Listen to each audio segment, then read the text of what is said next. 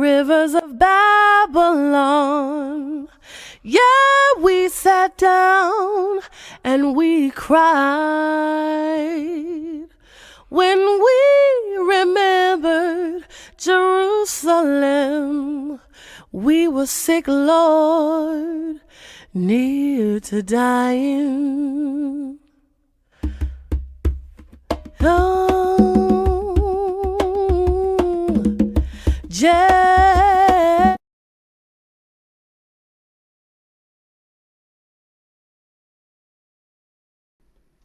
Shalom, shalom, family. Welcome to another Tanakh review. My name is Zurishaddai, one of the teachers of Congregation BINAH, CHOKMAH, located in the Red Hook section of Brooklyn, New York.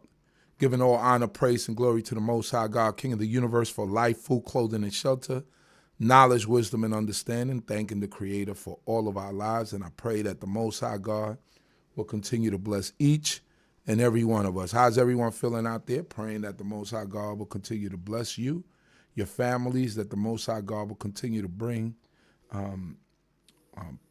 prosperity and all the things that are desirable in your mind and righteousness. Pray that the Most High God will bring us all health, even during the winter season, as we're approaching the actual winter. It's not officially winter yet, as we haven't hit the winter solstice yet, but in some places it does feel like winter. We're feeling that cold, and with cold sometimes comes sickness and colds and coughs and all them types of things. So we pray that the Most High God will keep us all healthy and safe and strong even during this season. And I pray that the Most High God will continue to bless each and every one of you. So I'd like to send out my apologies to everyone out there. Last week, usually I premiere Prince Zurishaddai's videos to come on at about anywhere between 4:45 to 5 p.m. in the evenings on Friday evenings, as this show is pre-recorded. But I made a mistake and I premiered it at 5 a.m. So I made a mistake with the actual time of the start. So please forgive me for that. I'll make sure this week to have that straightened out. So all of you that were looking for the actual video, was there, but some of you go off of the notification, right? So were you looking for the notification in the evening and you didn't get it, the video was actually already posted and you could have looked at it. So if you haven't looked at it, the video is posted. Just go back and look at it. I'm going to try to start putting Prince Zurishaddai's videos in a playlist so that you could, especially beginning this Torah cycle, I'm going to try to put them in a playlist so that way it makes it easier for you to go back or look in the playlist. If something like this was to ever happen again, you could just go and look in the playlist and actually locate that video. So thank you all once again, praying that the Most High God will continue to be with each and every one of you. Today we're going to go over a Parasha or the Sidra Wayishlach. And for that, I'm going to turn it over to one of my teachers and one of my mentors, even Nasik Zurishaddai ben Yehudah. How are you, Nasik? Great, Baruch Hashem. First of all, giving praise to the Supreme Intelligence of the universe, God of my forefathers, God of Abraham, God of Isaac, God of Jacob. Due respects to the platform on the D.C.B channel platform, the spiritual leader, Chief Prince Yariel ben Saska, to the host, Chief Uziel, to the princes and chiefs, brothers and sisters. I greet you all and to my forefathers, Shalom Aleichem, and the early Shabbat Shalom. And I'd like to say, Adonai, Septai, Ditakupi, Agich, Yatheka, O Lord, down my lips, my mouth should declare that praise. And I'll be trying to touch on a couple of things back in Wayishlach as I go into Wayishlach and this particular sidra. For those that read the whole thing in Wayishlach, which I'm going to skip through a lot of stuff in Wayishlach today, it starts from Genesis to the 32nd chapter, 4th verse, and it continues with all the way to the end of the 36th chapter. All right, so, and there's a lot of information, a lot of lessons to be learned from that. But I left off at the last one where you say with the 29th chapter of Genesis, and the reason I want to stop at the 29th chapter, because I figured the episode's really important going forward, and I know I didn't have much time to talk about it, so I'm gonna try to highlight some points in here. But read from the 29th chapter.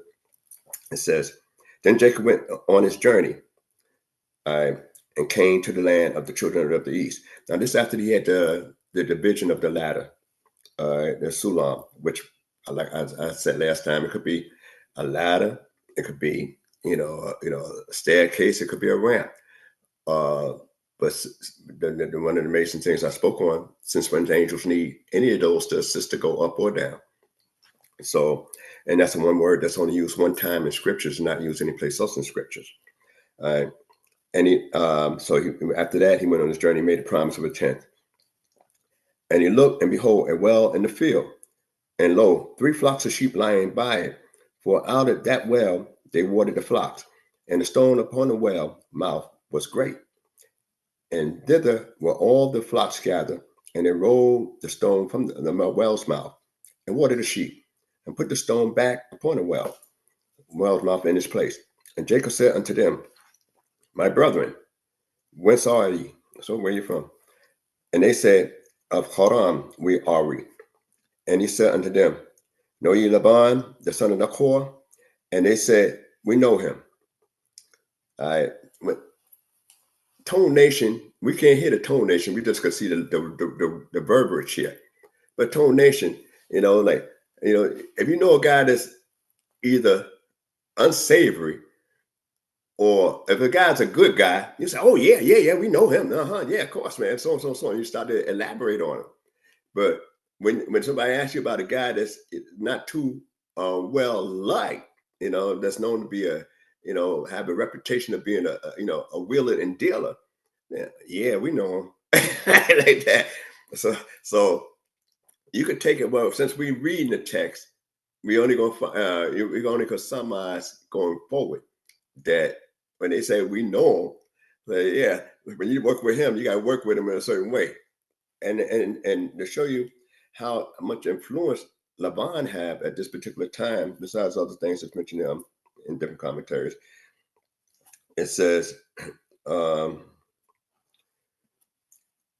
that no, said in 5th verse, and he said unto them, Know ye Laban the son of Nahor? And they said, We know him. And he said unto them, It is well with him. Is it well with him? That's what Jacob asked. Is it well with him? And they said, It is well. And behold, Rachel, his daughter, cometh with the sheep. And he said, Lo, it is yet high day, neither is it time that the cattle should be gathered together. Water ye the sheep and go and feed them. And they said, We cannot until all the flocks be gathered together. And they rolled the stone from the well's mouth. Then we will water the sheep. While he was yet speaking with them, Rachel came with her father's sheep, for she attended them. And it came to pass, when Jacob saw Rachel, the daughter of Laban, his mother's brother, and the sheep of Laban, his mother's brother, that Jacob went near and rolled the stone from off the well's mouth and watered the flock of Laban, his mother's brother. And Jacob kissed me. Telling you my story, identify me like a DNA test. It's because of what I told you, why I'm over here in my condition I'm over here in. I don't have any stuff with me. I don't have anything with me at this time. We know later on within the next the Sidra of Wayishlach that he crossed over just with a maquel, a staff in his hand.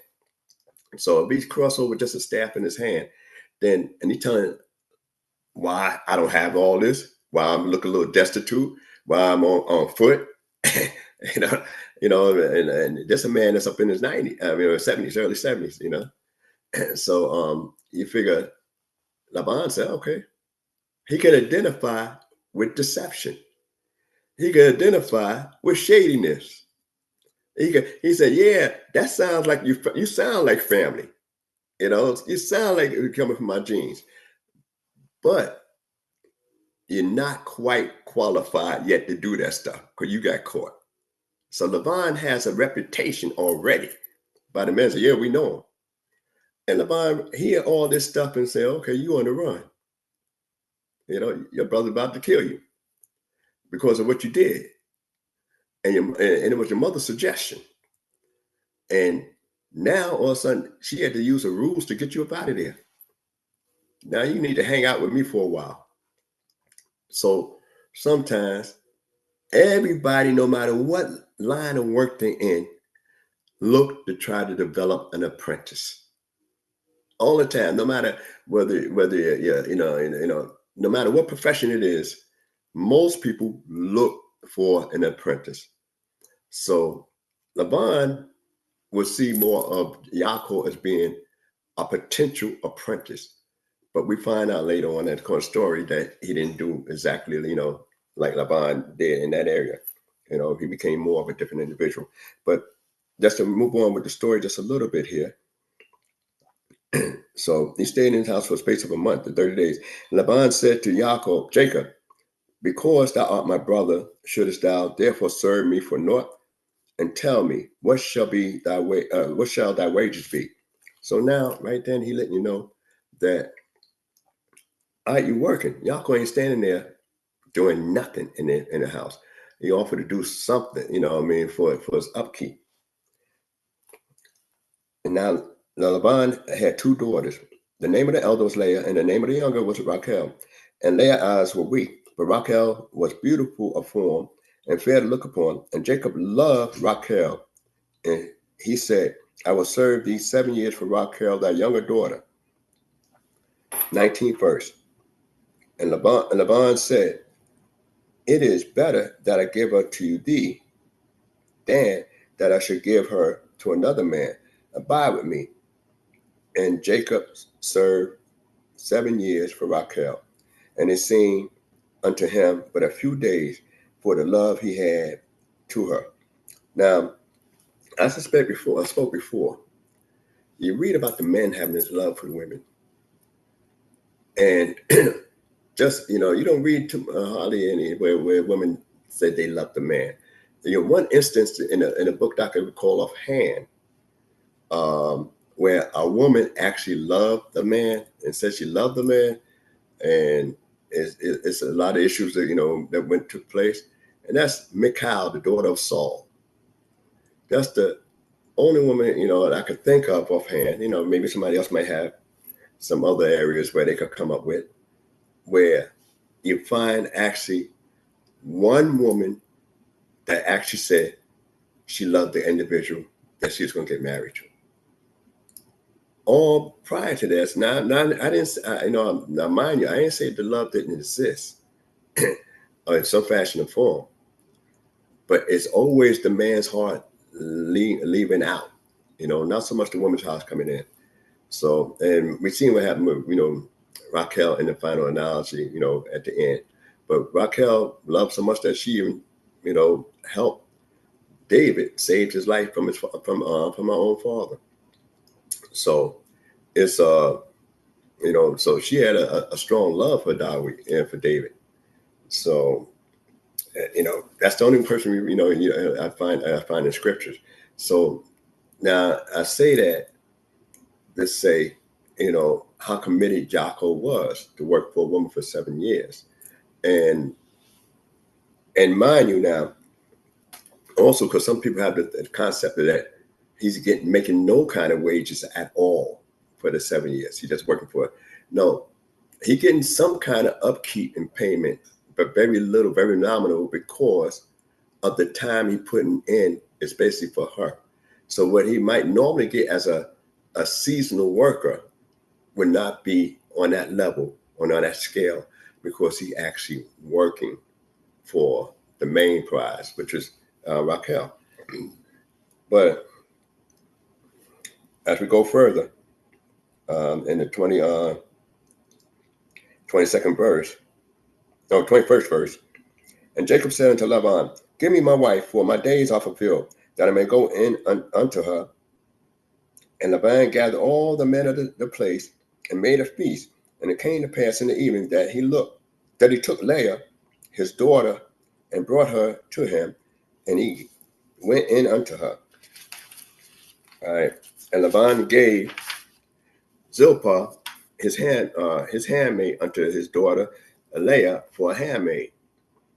And it came to pass in the morning that, behold, it was Leah. And he said to Laban, what is this thou hast done unto me? Did not I serve with thee for Rachel? Wherefore then hast thou beguiled me? All right. Now, the same term that Isaac says concerning Yaakov, this is what Yaakov saying to Laban. All right, beguiled me. But when we read, Laban never promised him Rachel the first time. He didn't say, he just made a statement concerning that it's better that he get her than somebody else. He just made that statement. But he didn't say it was an actual deal. That was actually the wage, you know? And that's why Yaakov posed the question, you know? People that have a certain type of background and character of deception would pose the question simply because say, well, I'm really, really thinking back of what was said, the way the question is posed. So, and also, the women had to look alike, you know, pretty much. Even though we know that Jacob and Esau was twins and they had their unique differences, the only thing, the negative that they talk about concerning Leah was her eyes being weak. That's it. Not a body form, anything like that. And it's hard to believe that Laban was able to pull this off without Rachel being part parcel to this action. Now, I know most times we don't think about that. We just think and put everything on Laban. But you got to look at it and say, well, did Rachel had to have a role in this, knowing that this man working 7 years for her, and he stepped aside and allowed her sister to take over and get the man. So did she love her sister more than she loved the man? And she obeyed her father's orders or what? There's a lot of controversies that could go along with that area there. That's why I wanted to save and focus on that separate, because you could have a lot of discussions on, you know, that, you know, I know there's a lot of commentaries in it, but I'd rather Israelites just, you know, different people from different backgrounds have a discussion on that. Because how could Laban get this off? And the women's had to look very similar, sound very similar. And the only flaw you're going to find is somebody might have to wear glasses. There were no such thing as glasses back then, but I'm saying if they had to wear eyeglasses because you can't see as good, you know, it would change the whole feature. You know, one of the interesting things when you think about Superman character, the only difference between Superman and Clark Kent is that Clark Kent had a suit on and wore glasses. That's it. So when he come out the glasses and the suit, he's actually in character as Superman. So, you know, they had to look, you know, from my view and from my teachings coming up, that they had to look very, very, very close alike. Had to sound very close alike. And it's hard to imagine a man being with a woman all night long, the majority of the night, and no kind of conversation go on, that you don't perceive it until daylight. And then when they say, my time's fulfilled, give me my wife that I may go into it. Is that something nice to say to a man's father? I mean, a woman's father? Your future father-in-law. All right, give me your daughter so I could go into it. That's a hard pill to swallow, even if he like you. The way you know, you would normally say, "Oh, you didn't have to come off like that." I mean, that's, you know. And so when you think about the verbiage that's used here, you know, that's kind of hard, a hard pill to follow, because Even and that's my own personal experience. Just to share a minute, you know, even when my daughters get married, you know, and when it was, sometime I might be in town, spend the night at my place. You know, I said, I know you're married and everything like that, but I don't want to hear any noises. I don't want to hear any noises. You know, like that. 'Cause I'm gonna feel a way about it. You know, like that. So it's almost and that's just me personally, my feeling, my feelings. I'm not saying it's everybody's feelings, basically my feelings in reference to that. And I told my daughters, actually told them that, and truly. And they laugh and everything like that, but imagine Yaakov saying that to the father right then. Like that's the mission, not necessarily. We know Yaakov loved her. We know he loved her, but that's the mission. That's it. So when we go further, Laban said in the 26th verse, Laban said, "It is not so done in our place to give the young before the firstborn. Fulfill the week of this one, and we will give thee the other also for the service which thou shalt serve with me yet 7 other years." And Jacob did so and fulfilled her week, and he gave him Rachel, his daughter, to wife.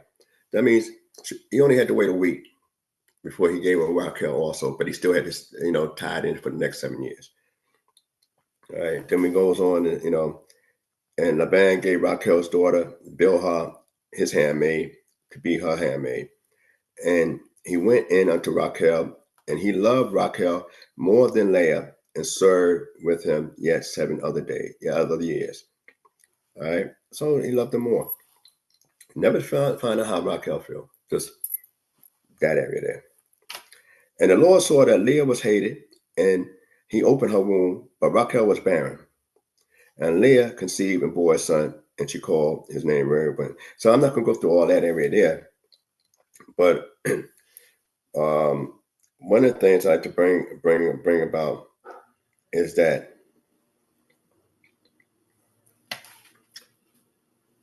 the Creator, all the matriarchs would have been barren. All of them was basically going to be barren. Never read about the handmaids having an issue of being barren. But the actual matriarchs, Sarah, Rivka, Leah and Rachel. So all of them started barren. But because of the emotional feeling that Yaakov had for Leah compared to Rachel, the Creator said, okay, he opened up her womb. So she was able to conceive. One of the interesting things is that when we look at that area there about your relationships and the feelings and emotions, the Creator take notice even on high in the relationships, how you treat people in your relationship, either way. And the Creator felt that she wasn't treated, properly. That's why she wound up having a son. And what is it that Jacob didn't like concerning Rachel? When it said, concerning Leah, what did he didn't like concerning Leah when it said he hated her? Did he remind him of what happened to his father? That at night, the father, not necessarily at the night, but it was like in dark. The father couldn't see that well, so you're in a tent, but your father is pretty much in an area of darkness, so to speak, where he can't really see clearly. So here it is that he's at night in a dark, and she, comes in and cons him. So Leah's in on it, the father's in on it. Rachel, we could only say, hey, possibly that's in on it as well. Couldn't get off without her, agreeing to it to some degree. I can't see it anyway, but maybe y'all might see something different that you could share. And so that's what he hate, that I'm looking at myself. Sometimes, you see your negative action in somebody else that you have close to you, and you hate that because it reminds you of what you did, that your sins, sometimes, your past actions sometimes confront you. So bear that in mind as we go forward, because I'm going to skip a lot of stuff, but, this is going to, jump back up in a moment. All right. So now I wind up having the children and stuff like that there. So when it gets down to the next chapter, the 30th, first of all, we know Leah had 4 kids, and she named everyone appropriately. But one of the interesting points is that, she gave up focusing on looking for the love and affection from her husband and say, I'm just going to praise God. So this is the first time when she named my 4th son, Yehudah, which means I'm going to praise the Creator. Said, Creator bless me. I have children. I have 4 children. My husband, I can't get him to, get more compassionate and more in love with me. He still got this issue, So I'm just going to praise God that I was able to do this here with no problems. 4 children, no problems. All right. Each one's healthy. 30th chapter. And when Rachel saw that she bore Jacob no children, Rachel envied her sister, and she said unto Jacob, give me children, or else I die.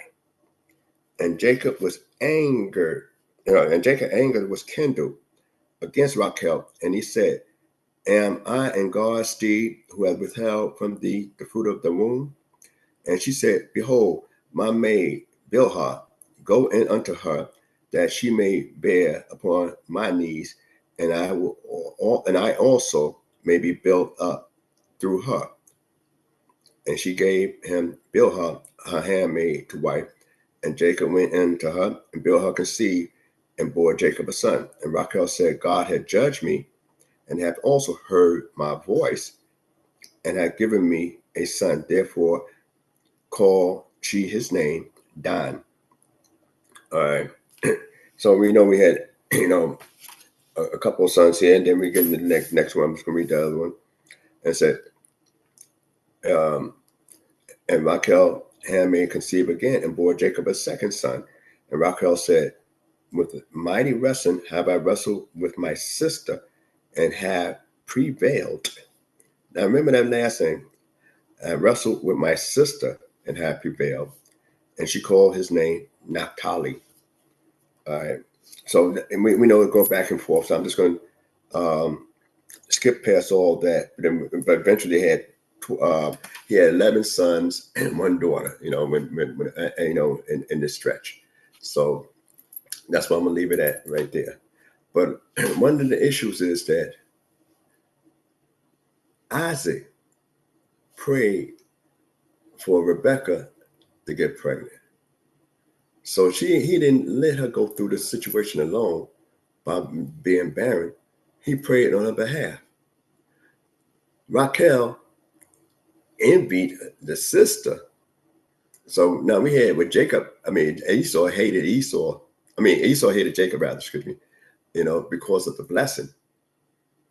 Because of the blessing. Now she envied her sister, in reference to, the children, she being to bear children.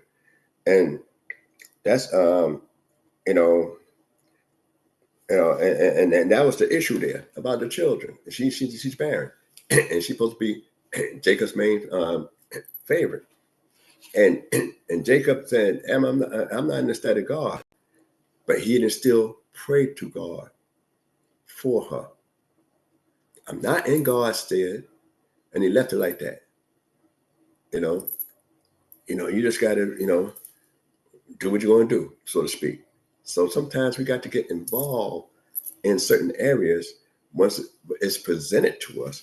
And a lot of times, we don't get involved in certain areas. So there's a lot of issues that's going on with this area here. I'm going to skip on down to after the children is born. And when Rachel finally had 1 son called Joseph. And in the 24th verse it says, and she called his name Joseph, saying, the Lord had added to me another son. The Lord added to me another son. So it's almost like a prophetic thing going on like that, because God had remembered Raquel, right? And God hearkened to her and opened her womb. So in the 22nd verse, this is important because a lot of times I might skip past it, but it said, and God remembered Raquel and hearkened unto her and opened her womb.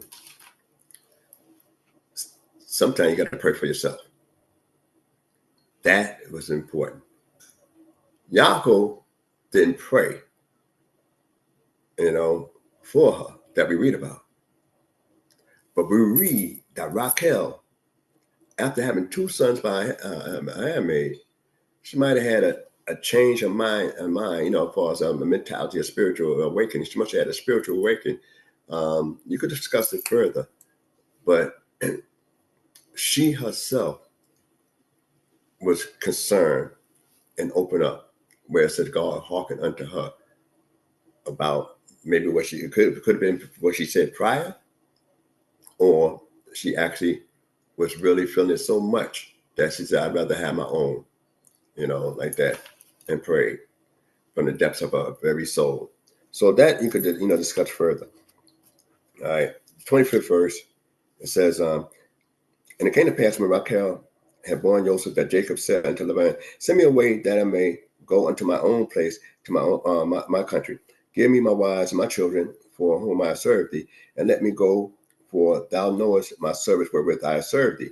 And Laban said unto him, if now I found favor in thy eyes, I have observed the signs, and the Lord hath blessed me for thy sake. So everybody's making out because Jacob's there. Sometimes you could be a blessing to people and people don't realize you're a blessing to them, but Laban is as shifty as he is, he recognized when he have a blessing in his midst. And he said, appoint me thy wages and I will give it. And he said unto him, thou knowest how I served thee and how thy cattle have fared with me. For it was little which thou hadst before I came, and it hath increased abundantly. And the Lord hath blessed thee whithersoever I turn. All right. And now, when shall I provide for my own house also? So in other words, he's saying, you got blessed. The Lord bless you because of where I turn, but he blessed you. I'll let you know right there. And it's, I got to deal with my own house. And he said, what shall I give thee? And Jacob said, thou shalt not give me aught. If thou wilt do this thing for me, I will again feed thy flock and keep it. I will pass through all thy flock today, removing from thence every speckled and spotted one, and every dark one among the sheep, and the spotted and speckled among the goats. And of such shall be my hire. So shall my righteousness witness against me hereafter, when thou shalt come to look over my hire that is before thee. And everyone that is not speckled and spotted among the goats, and dark among the sheep, that, if found with me, shall be counted stolen. And Laban said, behold, would it might be according to thy word? All right. I said, would it might be according to thy word? The deal, and also your amount of wages. Blessing or not. You decide. All right. The 35th verse, and he removed that day the he goats that were streaked and spotted, and the she goats that were speckled and spotted, everyone that had white in it, and all the dark ones among the sheep, and gave them into the hands of his sons. And he set 3 days' journey between himself and Jacob. And Jacob fed the rest of Laban's flock. All right, so now we know Jacob did some stuff here. I'm not going to focus on that story. You can finish reading that yourself. But one of the things is that once he separated, put a separation there. So Laban was no amateur. He said, well, genetics. See, we think about Jacob working on genetics and focus on Jacob, but Laban recognized genetics as well. He said, all right, that means all those that come after the flock, he could have left those ones that were spotted there, but he said, most likely that gene might jump out. And then we know that Jacob had, was shown in a dream about, which one was going to be spotted and speckled and everything like that there. And we don't know whether Laban separated them soon or late, or late, so that we don't know, because in the dream it's told you that this action already went down between the flock, the spotted ones.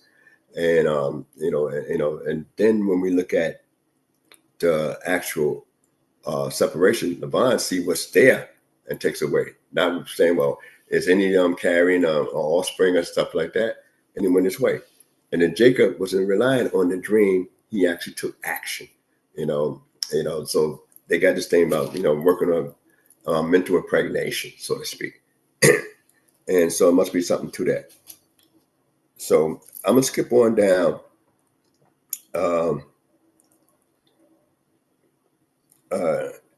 So I'm just gonna skip on down a little bit because I'm just gonna try to save some time. And 31st verse. All right, and Genesis. 31st chapter, Genesis, first verse.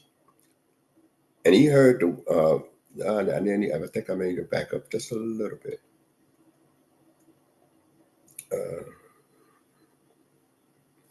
No, that's off in 31st chapter. And he heard the words of Laban's son saying, Jacob had taken away all that was our father's, and that which was our father's hath he gotten all this wealth. And Jacob beheld the countenance of Laban, and behold, it was not towards him as before time. Jacob knew what that look was. He heard what Laban's sons were saying, and also he could read that expression on Laban's face when they encounter each other. And the Lord said unto Jacob, return unto the land of thy fathers and to thy kindred, and I will be with thee. And Jacob sent and called Rachel and Leah to the field unto his flock, and he said unto them, I see your father's countenance, it is not towards me as before, but the God of my fathers had been with me. And you know that with all my power I have served your father, and your father had marked me and changed my wages 10 times. But God suffered him not to hurt me. If he said thus, the speckle shall be thy wages, then all the flock bore speckle. And if he said thus, the streak shall be thy wages, then bore all the flock streak. Thus God had taken away the cattle of your father and given it to me. And it came to pass at the time that the flock conceived that I lift up my eyes. Okay, we read about the dream. I want to skip on past that. All right. I'm just going to skip past the dream. And it says, go to the 13th verse. I'm part of the dream anyway. I am the God of Bethel, where thou didst anoint the pillar, where thou didst vow a vow unto me. This is important to remember going forward. Now arise, get thee out from this land and return unto the land of thy nativity. And Rachel and Leah answered and said unto him, is there yet any portion or inheritance for us in our father's house? Are we not accounted by him strangers? For he has sold us and have also quite devoured our price. For all the riches which God hath taken away from our father, that is ours and our children's. Now then, whatsoever God has said unto thee, do. Then Jacob rose up and set his sons and his wives upon the camels, and he carried away all his cattle and all his substance in which he had gathered, and the cattle and all his gettings which he had gathered in Paddan Aram, to go to Isaac his father unto the land of Canaan.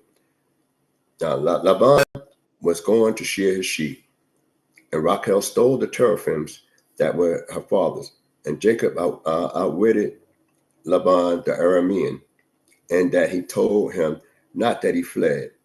So he fled with all that he had, and he rose up and passed over the river and set his face towards the mountains of Gilead. I'm just going to bring that out and stop there in that particular episode. And I'm gonna go to the very end of that particular portion. So I can go into a couple of things in this area here. When I'd like everybody to go over it and look at it again, because a lot of stuff is going on that I won't be able to talk on in this particular portion. And since I'll be in another state next time, this week coming, it'll probably be brief or whatever, as well when I'm out of state. But one of the things I like to bring on and discuss is that we know automatically he took away, he outwitted them by leaving early, not a straight up confrontation. He just left with everything. Now, can you imagine the substance that he had that we can read about later on in the picture? I mean, in the Sidra, Wayishlach, that that move is it was good, and that Laban was 3 days away from him because he just can't move all the stuff he had, that easily, without being going unnoticed, and so they moving at night too, which is really a rough thing in that sense. So outwitted, he took everything out, and then the wives was in agreement and saying, "Look, you got everything that that would normally be ours," and he took off. And we know that Laban, we know the story. Laban caught up with him, and Laban, was caught up with him. God appeared to Laban, and told him not to speak good or evil to Jacob, And what's interesting is that how did Laban know that was Jacob's God? Well, he chasing some gods that Rachel had stolen. And why would Rachel steal the gods in the first place? It's never her and Leah. It's her by herself stealing it. So what was her objective? And normally they was talking about inheritance and pricing and valuing, the monetary value of themselves and what they would have left beyond, even for their children, independent of Yaakov. So those, they let you know certain cultural differences at the time. And normally in ancient times, if you had the family's idol, so to speak, that's like a deed to the property. For those of you who might want to research the history, it's like deed to the property.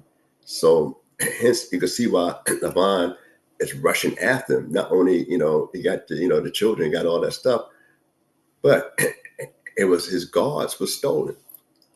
And why would, he chasing after the God. So he recognized that when God comes to a dream, it can't be his God, because God ain't with him. It's God someplace else. He figured Jacob took the gods with him. So he had to be Jacob's God, because evidently this is something that he's not normally accustomed to dealing with.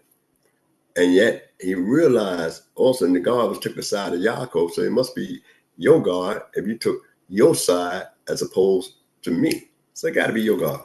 So you can discuss that further. I just want to bring out those little points there. And fast forward, going to the particular Sidra, I know it's a lot of stuff I left undone.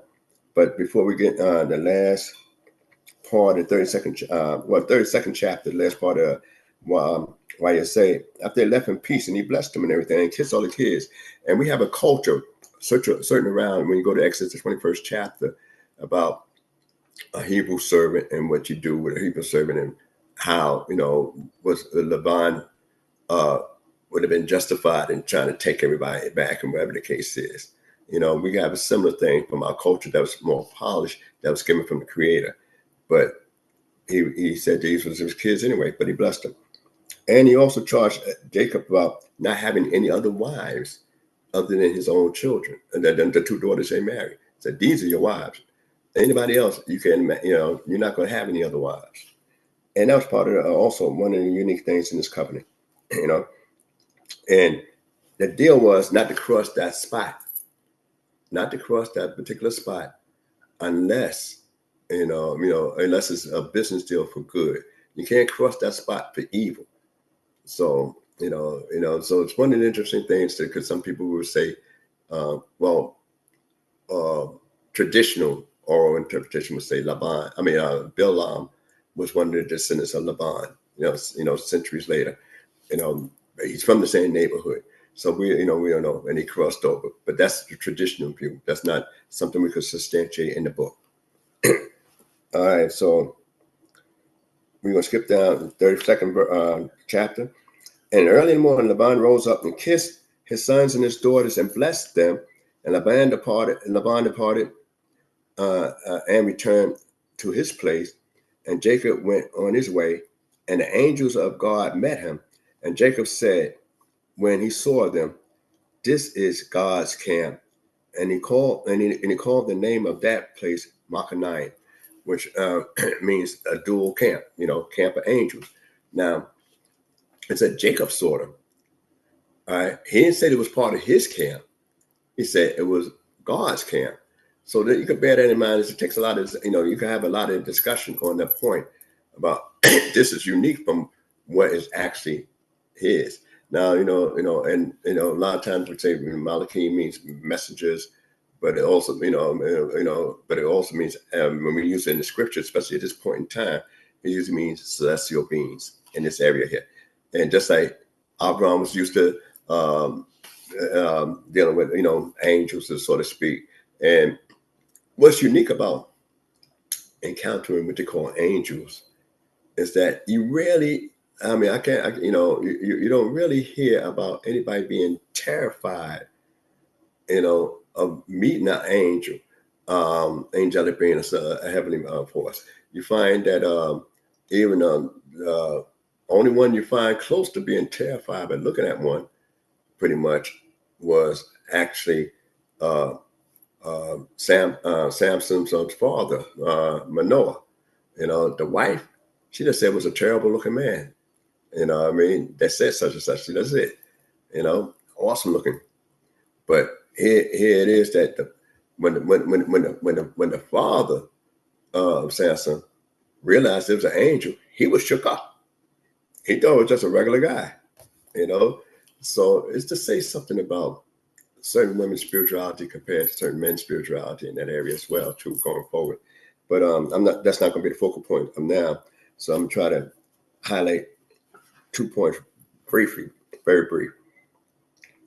And Jacob sent messengers before him to Esau, his brother, unto the land of Seir, the field of Edom. And he commanded them, saying, "Thus shalt thou say unto my lord Esau, thus shalt thou say thy servant Jacob, I have sojourned with Laban and stayed until now, and have oxen and asses and flocks and men servants and maid servants, and I have sent to tell my lord that I may find favor in thy sight." And the messengers returned to Jacob, saying, "We came to thy brother Esau, and moreover he cometh to meet thee with 400 men with him." Then Jacob was greatly afraid and was distressed, and he divided the people that was with him, and the flock, and the herds, and the camels, and into 2 camps. And he said, "If Esau come to the one camp and smite it, then the camp which is left shall escape." And Jacob said, "O God of my father Abraham, and God of my father Isaac, O Lord, who said unto me, return unto thy country and to thy kindred, and I will do thee good. I am not worthy of all the mercies and all the truth which thou hast shown unto thy servant. For with my staff I pass over this Jordan. And now I am become 2 camps. Deliver me, I pray thee, from the hand of my brother, from the hand of Esau, for I fear him, lest he come and smite me, the mother with the children. And thou saidest, I will surely do thee good, and make thy seed as the sands of the sea, which cannot be numbered for multitude." And he lodged there that night, and took up that which he had with him, a present for Esau his brother. And he goes on to 200 she goats, 20 he goats, 200 ewes, and 20 rams, 30 milk camels and their coats, 40 kinds and 10 bulls, 20 she asses and 10 foals. And he delivered them into the hand of his servants, every drove by itself, and said unto his servants, pass over before me, and I will put a space betwixt drove and drove. And he said, and commanded the foremost, saying, when Esau my brother meeteth thee, and asked thee, saying, whose art thou, and whither thou goest, and whose are these before thee? Then thou shalt say, they are thy servants Jacob.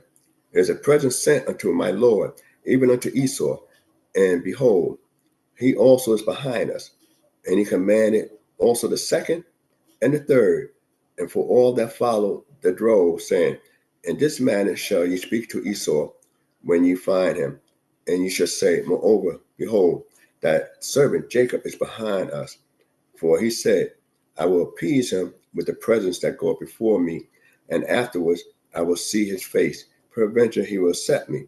So the presence passed before him, and he himself lodged that night in the camp. All right. So he used all these different strategies. Three, as everybody focus on the three strategies. Divide is placed in half. He sent presence, sent presence to try to, I guess bribe him because how he thinking, He divide the camp in half, and he's assured that one of them will make it. Much happen, not sure, but one of them will make it. Then he also pray and remind God. Now, why would he pray to God again when God already told him to go back? When he already made a vow, when God already told him that what he's going to do, and he brings that up because he feels that he's not worthy. He was outside the land, going out the land at the time, and since he was going outside the land at the time, I need God. I don't need a local God. I need a universal God. And that's what the problem is. Sometimes we think about God as local instead of universal. So I need a universal God. This is my first encounter. So I'm going someplace and I don't have anything. And I ask for the basic necessities. And I want to be able to return, and not necessarily return with wealth, but return in peace. So the thing is that, and if I got anything, a tenth of whatever you give me, I'm going to give it to you. A tenth of whatever I give you. So now he comes back, and here the Esau come with 400 men. I know a lot of midrash stories about the messengers and all that, but I'm not going to share that because you've got people that don't deal with it, like I said before, midrash or Gemara and stuff like that. So basically in the text, I leave it at most people didn't recognize. He sent these messages out, and they returned. Never say they went, but they said they returned. Though he sent, but that's something to consider going forward. And we know that he come to meet you with 400 men. Now, what is interesting, is that the same phrase, what we're gonna find later on, in the book, is when Esau comes to and do really meet up with him. Just in case I don't get to it in this talk here, is that he rushing to meet him. So Jacob thinking that he's coming for war, and I'll visit that in a moment. So, and he prepared for war, and in all areas of war. All right. So 23rd verse on the 32nd. Yeah. And he rose up that night and took his 2 wives and 2 handmaids and his 11 children and passed over the ford of Yappok. And he took them and sent them over the stream and sent over that which he had. And Jacob was left alone, and there wrestled a man with them until the breaking of the day. Now, before I go to the 26th verse, he posted already crossed over. But he rose up at that night, and he said he took them over, and then he had to come back across. So, and what did he leave behind? Because because he already had separated stuff and prepared and made a crossing already. So why he's still now on the other side by himself?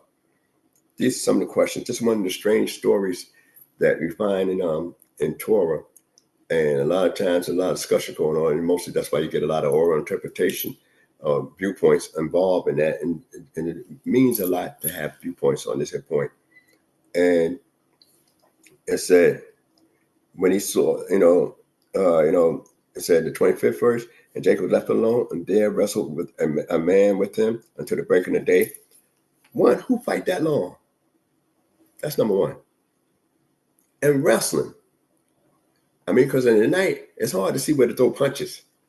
And when you get a grip on somebody, that, you say, okay, at least I know where you're at. If I can't see you, at least I know where you're at. So you try to hold on. And Jacob used to holding on, in life.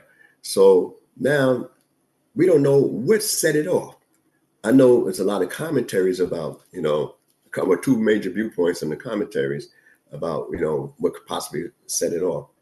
But as we read the story in the text, why, if you was alone, then how you encounter a man? That's number one. You're alone in a spot, or you was left alone from your people. So if you're on that side, then you don't expect anything else to be on that side. And why would you be on that side for? What you might have forgotten? Did you forget anything? Did you leave anything behind?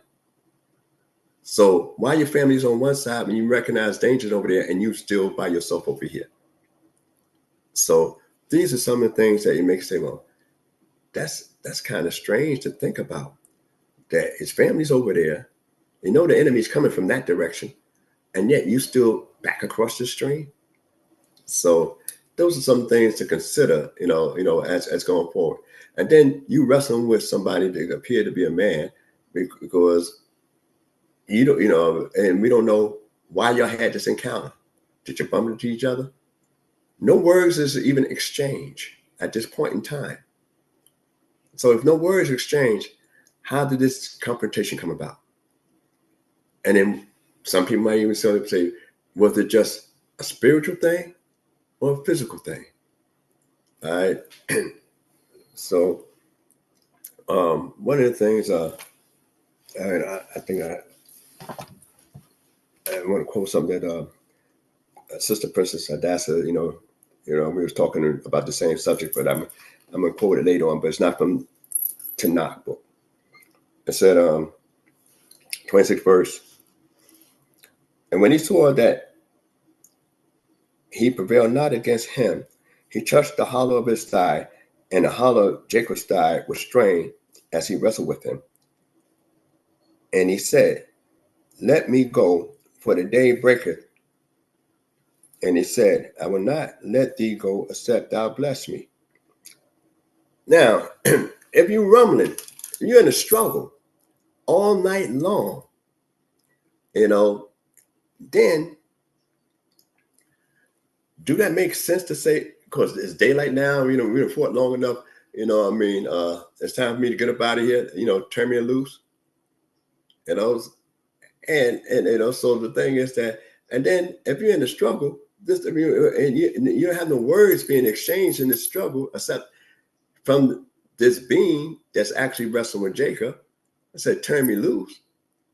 And then Jacob said, I'm not going to turn you loose unless you bless me. Now, I got to get something out the fight. Why? Shouldn't I be satisfied that, I ain't getting hurt as of yet? That I'm able to hang in there. Now, Jacob, well, we'll get back to that in a moment. But I just want to quote, just bring out some things you could do your own reading for those, different parts. But I was explaining this part, and I'm going to touch on this here point, and then I'm going to finish on this area here before we meet Esau, and try to touch on that next week.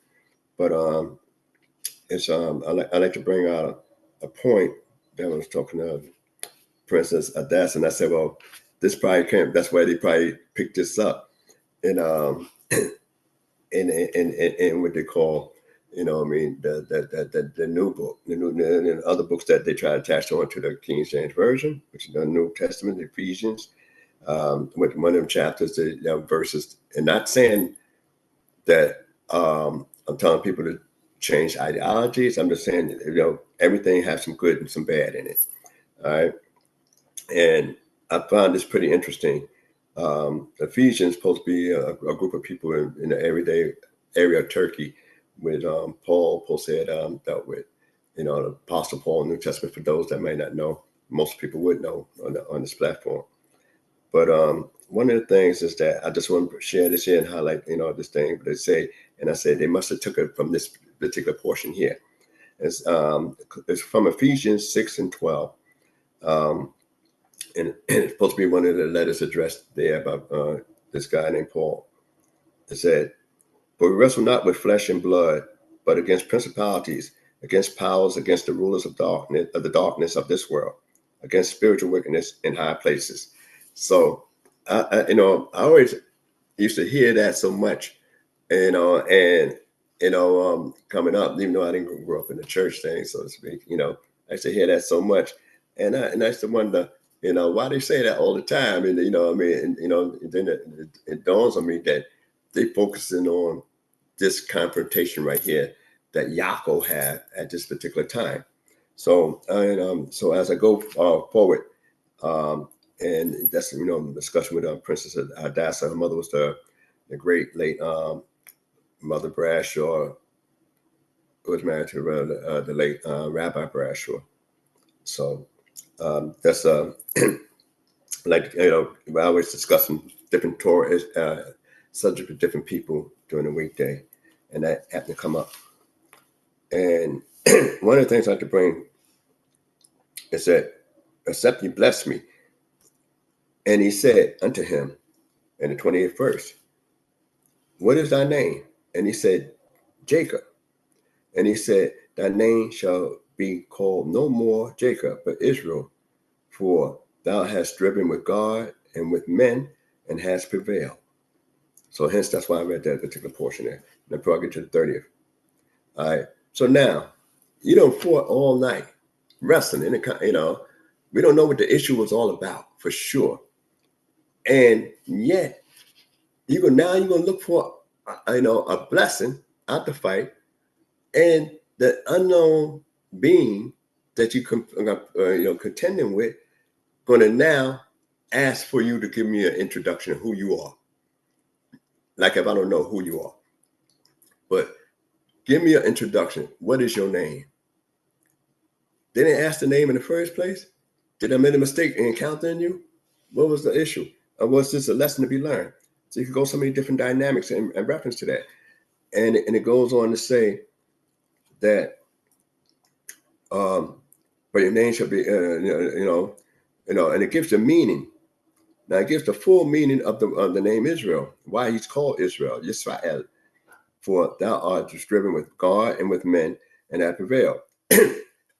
Well, what man he prevailed against already was Laban. That's the one he prevailed against, Laban, his father-in-law. Now, with this individual that he's fighting, this celestial being, which you find later on, the godlike creature, most people refer to as an angel, angelic being, said, you won in that area. All right. And then it goes on to say, and Jacob asked him, "Tell me, I pray thee, thy name." And he said, "Wherefore is it that thou dost ask after my name?" All right. So now, Jacob, you're still in the struggle. You're still holding on. You're still in a lock. Whether it's a headlock, an arm bar, whatever it is, a serious choke. You're still in a lock. You're still in the encounter, and now you're going to start to ask cordially who you are. In that sense. And then, and all you did was ask to be let loose because it's daybreaking. Jacob didn't say, "Cut me. I want to go." You want this being say, "I want to go." because of the day coming. And what difference does the day make? And it goes on to say, and he said, wherefore is it that thou dost ask after my name? And he blessed him there. All right. So now, this is another strange encounter. He blessed him there. All right. Blessed him in the past tense. So this is important when you go into the thing when him and Esau meets, which I know I ain't gonna have time to get into too much, but just highlight just a couple points in there going forward. But one of the things that when you look at this area here is that the name changed from Yaakov in the Hebrew, Yaakov, to Yisrael.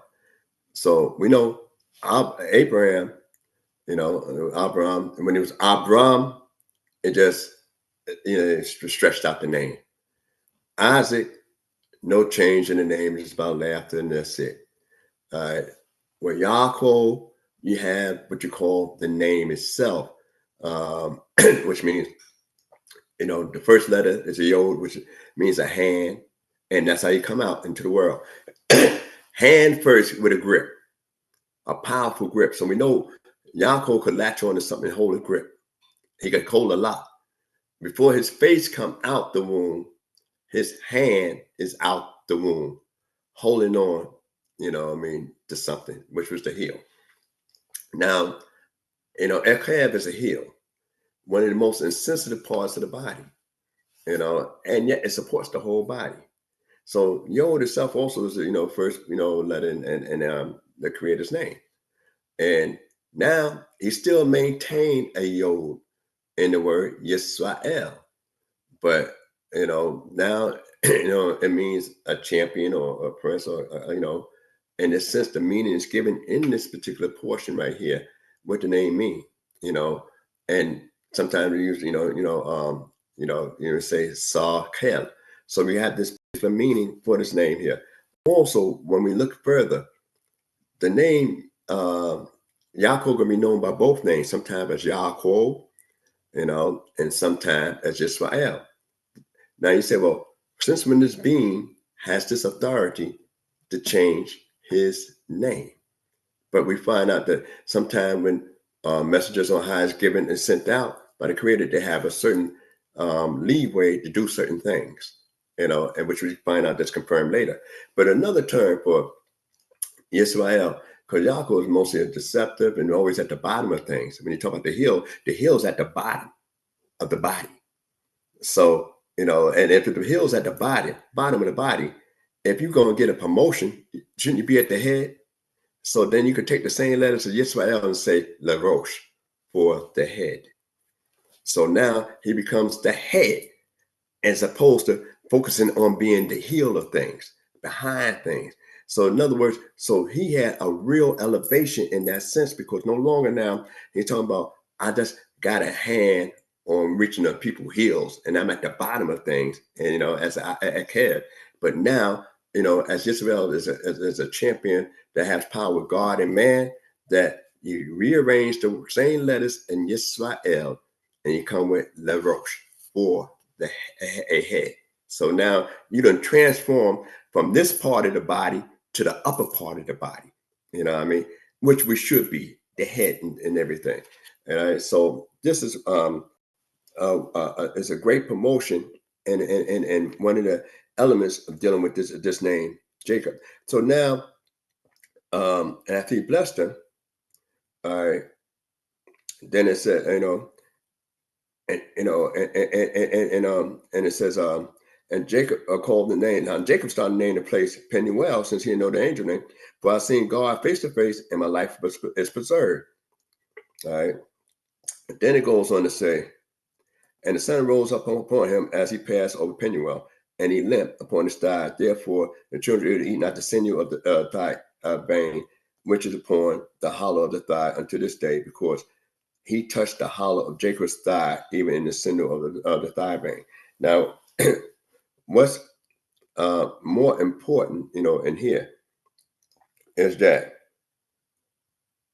the 26th verse, it tell you already in that same chapter, And when he saw that he prevailed not against him, he touched the hollow of his thigh, and the hollow of Jacob's thigh was strained, and as he wrestled with him. That's the 26th verse. Jacob's already injured. Now, Jacob didn't injure the beam. He just maintained and held on to the beam. So the supernatural being, and we refer to as angel, my circles I come up under, we say angel. All right. Jacob was the strongest man that you could ever think about in history. We think of Shimshon, Samson, as being a mighty strong guy, especially when the Spirit of God come upon him.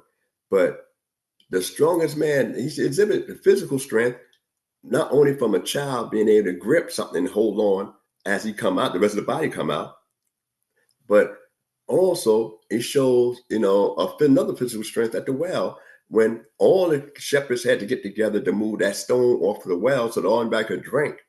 He exhibit that strength there, and now he exhibit the strength at this time fighting a mysterious angelic being at this particular time, and settle on a name change and saying, all right, that's my blessing, that my name has changed, no longer be changed.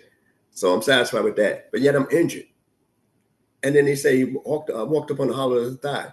Then you have a dietary law that's followed by the children of Israel from this particular point in time.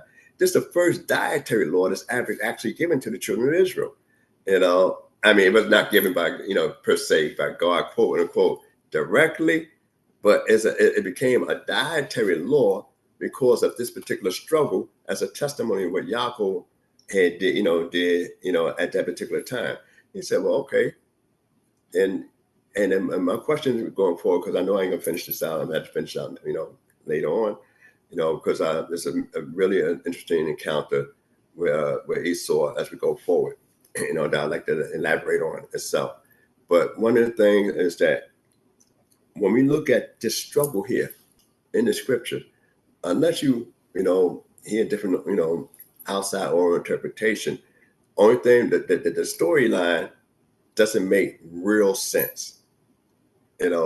Why it starts, why me, why I'm over there in the first place.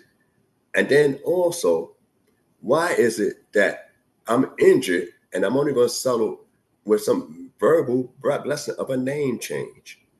And I'm satisfied with that. And then the thing is that I'm walking with a limp. And then why would the children of Israel don't eat that part of the animal? And it's talking about, kosher animals that we normally eat, the rear part of the kosher animals that we don't eat, unless that particular sciatic nerve is pulled out. Why there? And why only there that the angel touched him, and threw his hip out of joint, where he had to limp from that particular point? Only not forever, but basically from that encounter. And was that a setup, in his meeting to Esau? And if you're going to wrestle with an angelic being, powerful, why are you afraid of Esau? Why are you afraid of him when you have that kind of physical strength already within you? So, and why would you be left alone in the first place when you got servants? What are you thinking about? You're thinking about your encounter. You're thinking about you was wrong. In the land of Karam, you didn't act like Yaakov. You act noble. You act honest, in that land. And you had to flee. And the land of your nativity, you didn't act noble. You didn't act honest, and you had to flee. Now the Creator telling you to go back to a land that you fled from and encounter an individual. And it said, and know what's so strange about this here? You send messengers to Esau. Esau is not in Canaan land. We know historically that he's in the land of Seir. He done moved out. You went away, he moved out.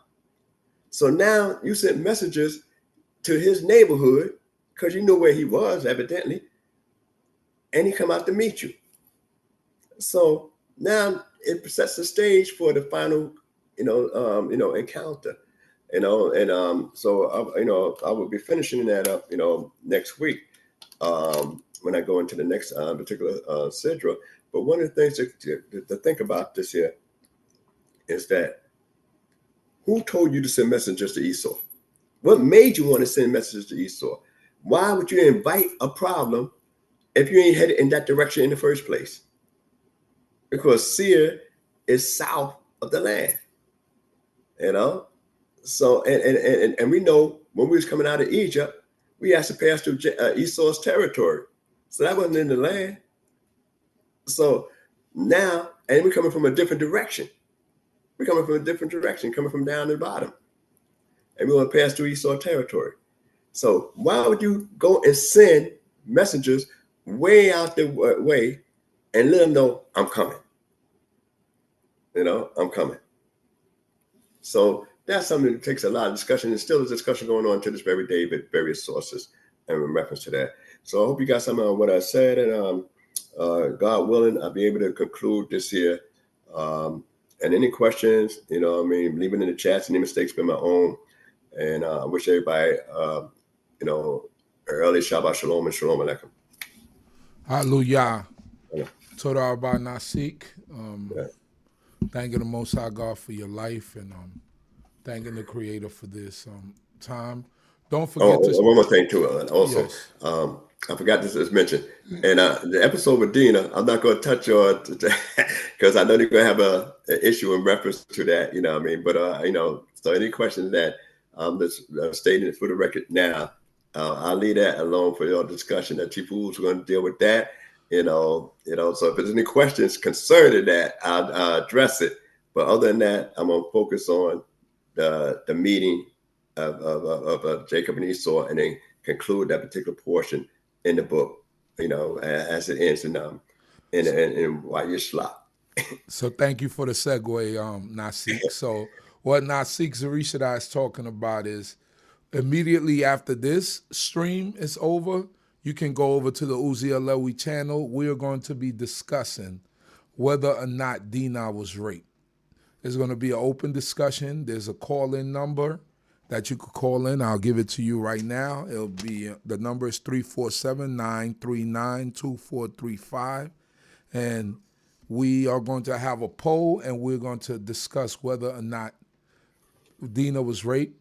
We have some people that sit on one side, and we have people that sit on the other side. So right after this show, there's probably the link is probably going to show up and prompt you to go right over to the Uziah Lewi channel, where you could join into this discussion.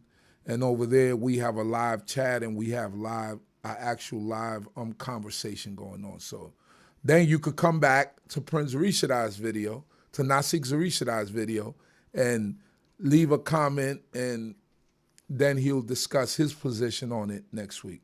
So we give all glory, honor, and praise to the Most High God, praying that the Most High God, creator of heaven and earth, continue to be with each and every one of you. And I pray that the Most High God will bless us all. Shalom, shalom. Shalom. Let's get knowledge, wisdom, understanding. We'll do our standing, all praises to the Most High, His laws and commandments. The CHOKMAH BINAH here to push it through your speakers. Judgment, truth, and love should be coming from the leaders. Yeah, knowledge, wisdom, understanding. We'll do our standing, all praises to the Most High, His laws and commandments. The CHOKMAH BINAH here to push it through your speakers.